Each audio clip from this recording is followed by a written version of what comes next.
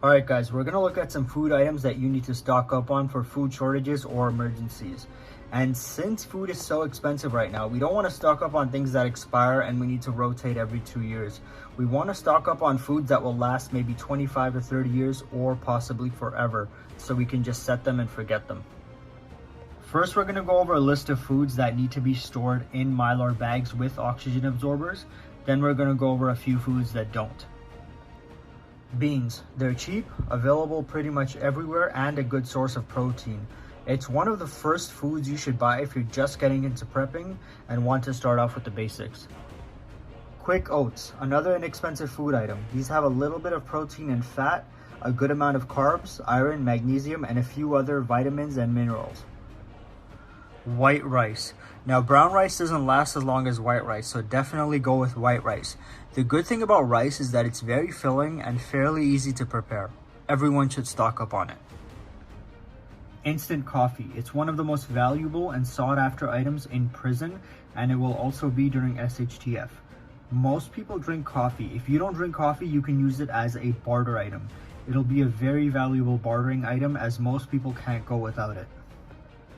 So all the foods I just mentioned need to be stored in Mylar bags with oxygen absorbers to last 25 to 30 years.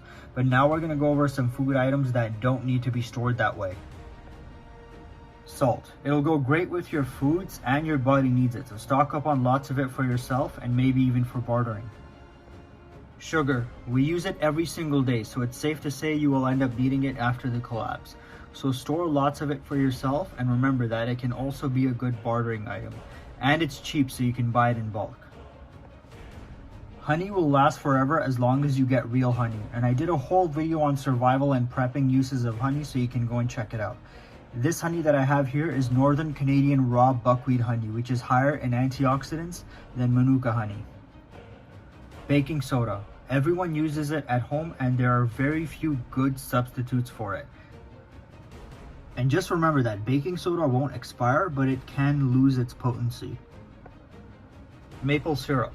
Just like honey, make sure to get the real thing, because real maple syrup will last forever. And you can use it to sweeten your foods like the quick oats or anything else.